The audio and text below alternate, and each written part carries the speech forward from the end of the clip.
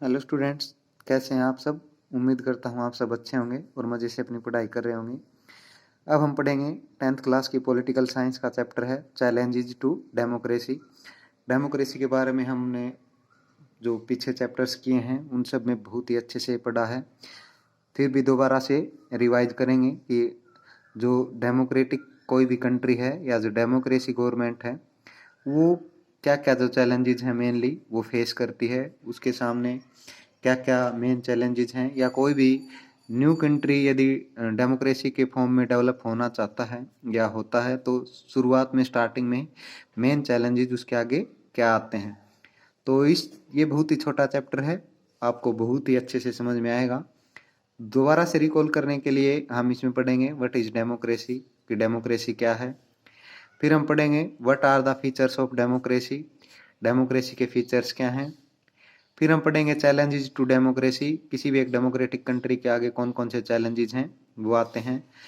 फिर हम पढ़ेंगे पॉलिटिकल रिफॉर्म्स, यानी हम ऐसे कौन से रिफॉर्म सुधार कर सकते हैं हमारी पॉलिटिकल लाइफ में जो हमारी कंट्री या हमारे स्टेट को एक अच्छे से डेमोक्रेटिक कंट्री के रूप में डेवलप करे।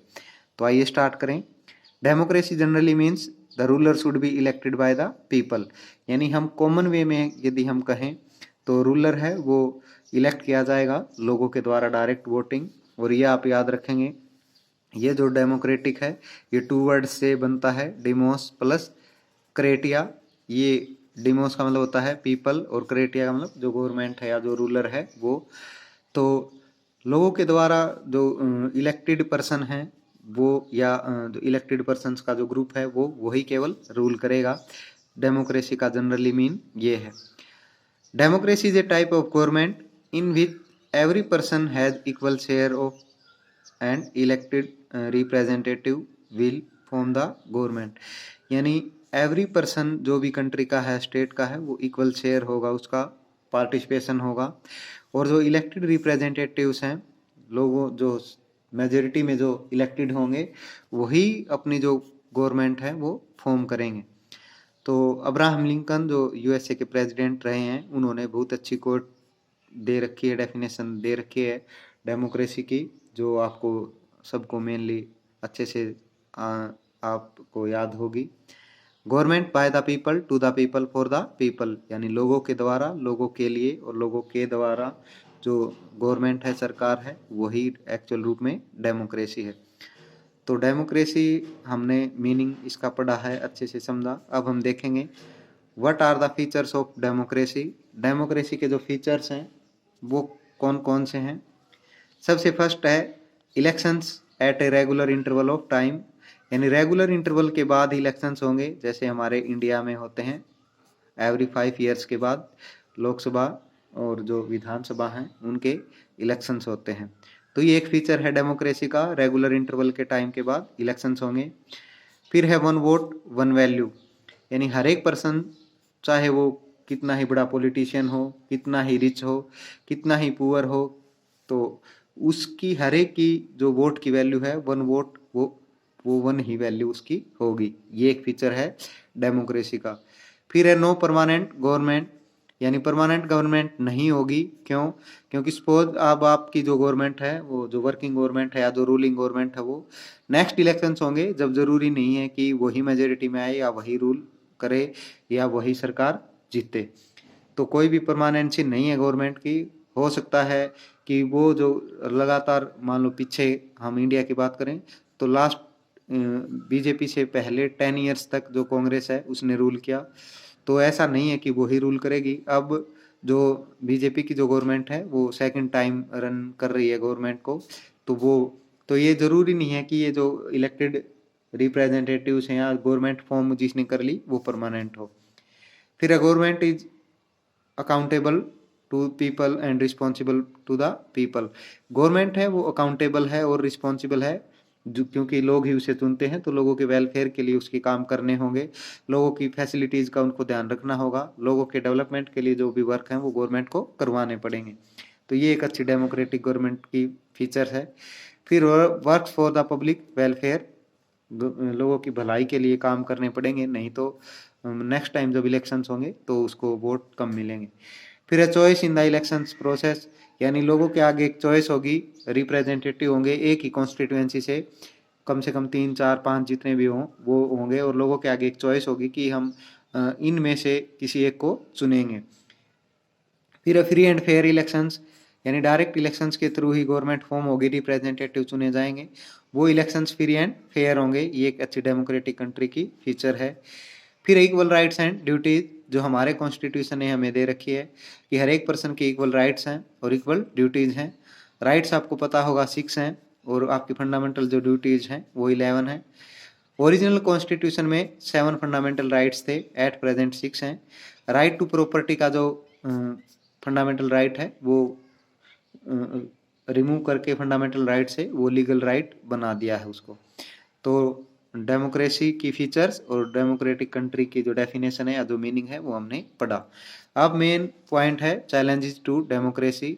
डेमोक्रेसी, कोई भी कंट्री है डेमोक्रेटिक, उसके आगे कौन कौन से मेन चैलेंजेस हैं वो आते हैं। तो there are mainly 3 challenges, main बहुत सारे वैसे हैं लेकिन मेन जिनको हम क्लासीफाई करके उन सारे के सारे पॉइंट्स को इंक्लूड कर सकते हैं वो 3 हैं। सबसे पहले है फाउंडेशनल चैलेंज, यानी कोई भी कंट्री जब इंडिपेंडेंट होता है या डेमोक्रेसी लाने की कोशिश करता है फर्स्ट टाइम, तो वो जो उसकी फाउंडेशन या बेस हम इसको कह सकते हैं, वो जो चैलेंज है उसके सामने वो आएंगे। उसमें फाउंडेशनल जो चैलेंज है उसमें कौन कौन से आएंगे? फ्रेम ए गुड कॉन्स्टिट्यूशन, सबसे मेजर पॉइंट है कि कोई भी कंट्री यदि डेमोक्रेटिक कंट्री के रूप में डेवलप होना चाहता है, डेमोक्रेटिक गवर्नमेंट फॉर्म करना चाहता है, तो उसका एक कॉन्स्टिट्यूशन होना चाहिए जो हर एक सिटीजन के लिए, हर एक रीजन के लिए, हर एक रिलीजन के लिए, हर एक कम्युनिटी के लिए सुटेबल हो। तो सबसे मेन जो चैलेंज है फाउंडेशनल में वो एक गुड कॉन्स्टिट्यूशन को फ्रेम करना। फिर है successfully contest first general elections, यानी कोई भी कंट्री डेमोक्रेसी होगा तो उसमें हमने ऊपर पढ़ा कि इलेक्शंस होने चाहिए। तो फर्स्ट टाइम सक्सेसफुली जो जनरल इलेक्शंस हैं उनको इम्प्लीमेंट कर पाना या उनको कंटेस्ट करवा पाना ही एक कंट्री के लिए फाउंडेशनल चैलेंज है सबसे मेन। और आगे है कि establishment of A stable government, यानी जरूरी नहीं है कि एक, मान लो जब फर्स्ट टाइम कोई भी कंट्री डेमोक्रेटिक कंट्री बनता है या जो डेमोक्रेसी कंट्री हो, उसकी जो गवर्नमेंट है वो स्टेबल हो। आपको पता होगा कि कोलिशन गवर्नमेंट, आपने नाम सुना होगा कि मोर देन 2 और 3 पॉलिटिकल पार्टी जब come together to form a government, तो वो जो कोलिशन की जो गवर्नमेंट है वो जरूरी नहीं है कि वो स्टेबल हो। वो उस किसी भी पार्टी में जब पार्टीशन हो या उनमें कोई डिस्प्यूट हो जाए, कन्फ्लिक्ट हो जाए, तो वो सेपरेट भी हो सकते हैं। और फर्स्ट टाइम जो डेमोक्रेसी डेवलप होगी या डेमोक्रेटिक गवर्नमेंट फॉर्म करेगी कंट्री, उसके लिए तो सबसे मेजर चैलेंज है। फिर है formation of a single party government, ये मैंने जो कोलिशन की जो बात की है ऊपर वो इसी में है कि सिंगल पार्टी की जो गवर्नमेंट है वो रेयरली ही चांस है कि फर्स्ट टाइम किसी भी एक मेन पॉलिटिकल पार्टी की गवर्नमेंट बने। फिर एक और है to do well according to the diverse culture, यानी किसी भी कंट्री में डाइवर्सिटी है, वो कल्चर बेस पे हो सकती है, कलर बेस पे हो सकती है, रीजन बेस पे हो सकती है, रिलीजन बेस पे हो सकती है। तो उन सब के लिए अच्छे से काम कर पाना, अच्छे से पॉलिसीज बना पाना किसी भी एक डेमोक्रेसी के लिए मेन चैलेंज है। तो ये हमने देखा फाउंडेशनल में हमने देखा कि फ्री और फेयर इलेक्शंस करवाने के लिए, कॉन्स्टिट्यूशन अच्छे से फ्रेम करने के लिए, स्टेबल गवर्नमेंट फॉर्म करने के लिए, और सिंगल पार्टी की जो गवर्नमेंट है वो फॉर्म करने के लिए, और डाइवर्सिटी जो है उसके बिहाफ पे एक अच्छा वर्क करना, पॉलिसीज बनाना, फाउंडेशनल जो चैलेंज है किसी भी कंट्री में वो आते हैं। फिर दूसरा मेन चैलेंज है वो है एक्सपेंशन। एक्सपेंशन का मतलब वाइड सेपरेट, फैलाने के लिए पूरे कंट्री में उस जो गवर्नमेंट है उसके जो रिप्रेजेंटेटिव हैं, उसकी जो पॉलिसीज है, उसकी जो बिलीफ्स हैं या उसकी जो मैनिफेस्टो के जो पॉइंट्स हैं उसको पहुंचाने के लिए। This involve the basic principle of a democratic government, access to the regions, social groups, religions groups, यानी हर एक जो पॉलिटिकल पार्टी है या जो डेमोक्रेसी है उसको हर एक रीजन तक, हर एक रिलीजन तक, हर एक सोशल ग्रुप तक एक्सपेंशन उसका करने के लिए, सेपरेटेशन उसका करने के लिए मेन चैलेंज आएगा। अब हम हरियाणा की बात करें तो एक जेजेपी पार्टी आपको पता ही है, अब ही आई है जेजेपी पार्टी। तो हरियाणा जो स्टेट है उसमें तो उसकी जो कुछ है जो सीट्स हैं वो आ गई, लोगों के आगे उसने अपनी जो रेपो है वो बना ली, और हरियाणा में तो मेनली हो गई। लेकिन इंडिया में आपको पता होगा, जब हरियाणा के बाद दिल्ली में इलेक्शंस हुए तो जेजेपी पार्टी उस पे इलेक्शंस नहीं लड़ी, या UP, Bihar, Maharashtra, other states की बात करें तो हर एक कल्चर के लिए, हर एक रीजन के लिए, सोशल ग्रुप्स के लिए इसके आगे जो एक्सेस है वो करवा पाना, एक्सपेंशन करवा पाना बहुत ही मुश्किल काम है। तो इसका आप एक एग्जांपल ले सकते हैं। उसी तरह जो डीएम के पार्टी हैं वो हरियाणा, यूपी, बिहार, पंजाब इनमें नहीं है। तो एक जो रीजनल जो पॉलिटिकल पार्टीज हैं बेसिकली उनका जो मेन एक्सपेंशन है वो हर एक रीजन तक, हर एक रिलीजन ग्रुप तक, हर एक सोशल ग्रुप तक नहीं हो पाता।